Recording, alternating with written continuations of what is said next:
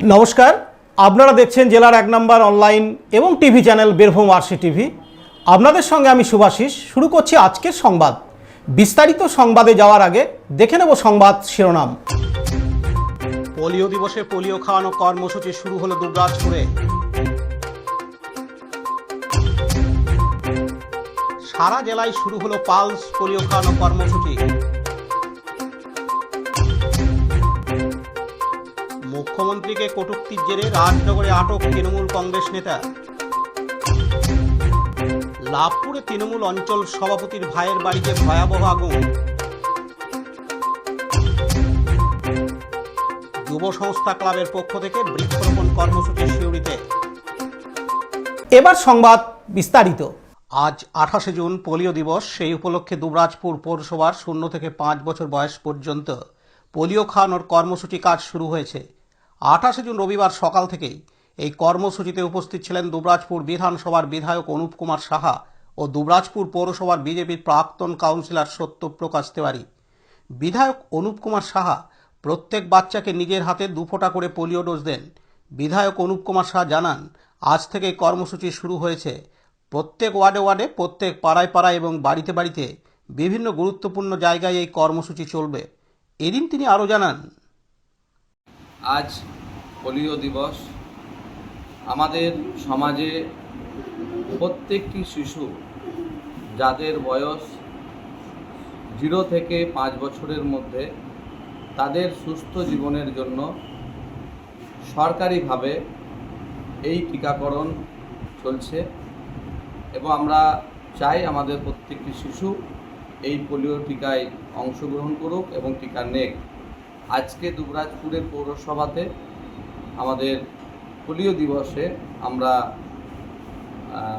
0 থেকে 5 বছরের যারা শিশু, তাদের 2 ফোঁটা তাদেরকে পোলিও ড্রপ দেওয়া হলো এবং এইভাবেই আমাদের প্রত্যেক দিন এখন এই মুহূর্তে এই পোলিও যে অভিযান, পোলিও টিকাকরণের অভিযান, এটা চলবে এবং আমরা চাই প্রত্যেকটি শিশু আগামী দিনে তাদের সুস্থতা এবং শারীরিকভাবে তারা যাতে সুস্থতা জীবনযাপন করতে পারে, তার জন্য ভারত সরকারকে, পশ্চিমবঙ্গ সরকারকে ধন্যবাদ জানাই, যারা এই ধরনের একটি উদ্যোগ আমাদের সমাজের প্রত্যেকটি শিশুর আগামী দিনে যাতে ভবিষ্যৎ তারা সুস্থতা জীবনযাপন করতে পারে, তার জন্য এই পোলিও দিবসে এই ধরনের একটা অভিযান নেওয়া হয়েছে।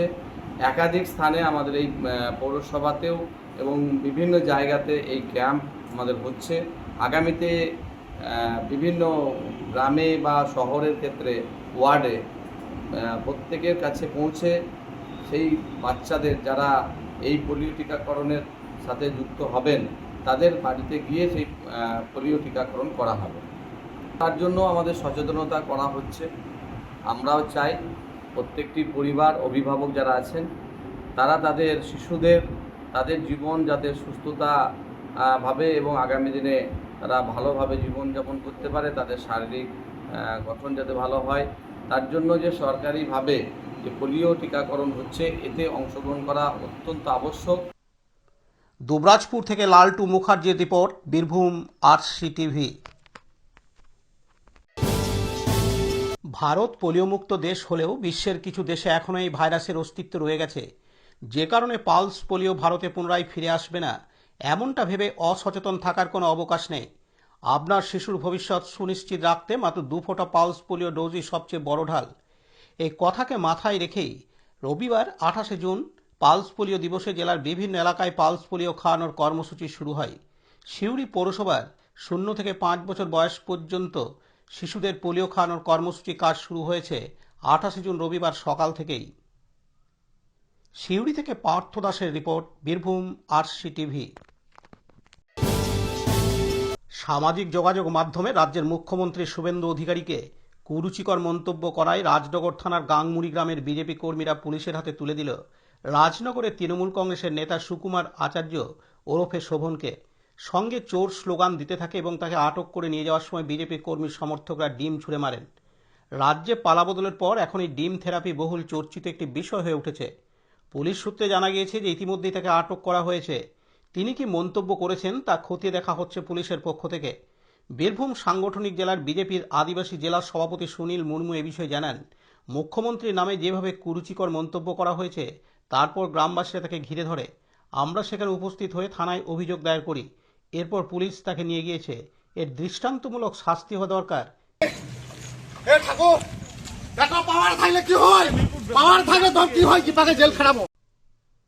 রাজনগর থেকে উত্তম মণ্ডলের রিপোর্ট, বীরভূম RCTV। লাভপুর বিধানসভার বিপ্রটিকুড়ি গ্রাম অঞ্চলে তৃণমূল কংগ্রেসের অঞ্চল সভাপতি মেঠু শেখের ভাইয়ের বাড়িতে আগুন লাগানোর অভিযোগকে কেন্দ্র করে চাঞ্চল্যের সৃষ্টি হয়। স্থানীয় সূত্রে জানা গিয়েছে, 28 জুন রবিবার ভোরে দুষ্কৃতীরা বাড়িতে আগুন লাগিয়ে পালিয়ে যায় বলে অভিযোগ। আগুনের খবর পেয়ে দ্রুত ঘটনাস্থলে পৌঁছায় দমকলের একটি ইঞ্জিন। দমকল কর্মীদের তৎপরতায় আগুন নিয়ন্ত্রণে আসে। তবে আগুনে বাড়ির কিছু অংশ ও আসবাবপত্রের ক্ষয়ক্ষতি হয়েছে বলে প্রাথমিকভাবে জানা গিয়েছে। পুলিশ প্রশাসন পুরো ঘটনার তদন্ত শুরু করেছে।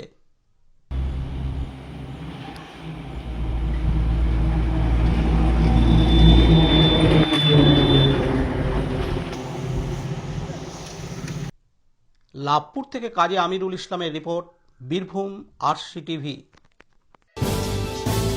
হাটজনবাজার যুব সংস্থা ক্লাবের তরফ থেকে 28 জুন রবিবার বৃক্ষরোপণ কর্মসূচি নেওয়া হয়। যে কর্মসূচির মধ্য দিয়ে তাদের ক্লাবের সকল সদস্যরা মিলে বৃক্ষরোপণ করেন। বর্তমান সময়ে যেখানে দিন দিন বিশ্ব উষ্ণায়ন বৃদ্ধি পাচ্ছে, সেই জায়গায় বৃক্ষরোপণ অত্যন্ত জরুরি। সেই কথা মাথায় রেখেই এদিন এমন পদক্ষেপ নেওয়া হয়। তাদের তরফ থেকে সমাজের কাছে বার্তা দেওয়া হয়, বৃক্ষরোপণ অত্যন্ত জরুরি, সবাই এগিয়ে আসুন বৃক্ষরোপণের জন্য। এদিন তারা আরও জানান, হাটজনবাজার কলোনি যুব সংস্থার পক্ষ থেকে আমরা সবাই মিলে সিনিয়র জুনিয়র সমস্ত সদস্য মিলে সমবেত হয়ে এই বৃক্ষরোপণটা করলাম। এই বার্তা হচ্ছে, বৃক্ষ এখন খুবই দরকার। অক্সিজেনের পরিমাণ কমে যাচ্ছে, ব্যাপকভাবে বৃক্ষছেদন হচ্ছে। তাই সবাইকে জানাই, আসুন আমরা সবাই মিলে বৃক্ষরোপণ করি, আমাদের পরিবেশের দূষণের হাত থেকে আমরা বাঁচি। এটাই আমাদের আসল লক্ষ্য। আমরা কতগুলো চারা গাছ চারা এনেছি, বিভিন্ন বড় বড় গাছ আছে, লাগিয়ে দিয়েছি আমরা। ফল আছে এবং আরো কিছু গাছের সোনাঝুরি আছে, আলাদা গাছ আছে, কিছু ফুল গাছ আছে। বর্তমান সমাজে গাছ কাটার ফলে যেটা হচ্ছে, পরিবেশ দূষণ ব্যাপকভাবে হচ্ছে, বিভিন্ন রকম অসুখ আসছে। এই যদি আমরা বৃক্ষরোপণ করতে পারি, গাছ আমাদের একরকম সমাজের অন্যরকম বন্ধু। এই গাছকে আমরা যদি ঠিকমতো পরিবেশের মাধ্যমে বৃক্ষরোপণ করে তাকে বড় করতে পারি, অনেক সহায়ক হবে। আমার নাম স্বপন চক্রবর্তী, আমি যুব সংস্থার একজন সদস্য। সিউড়ি থেকে পার্থ দাসের রিপোর্ট, বীরভূম RCTV। আজকের সংবাদ এই পর্যন্ত। পরবর্তী সংবাদের জন্য চোখ রাখুন বীরভূম RCTVর পর্দায়। নমস্কার।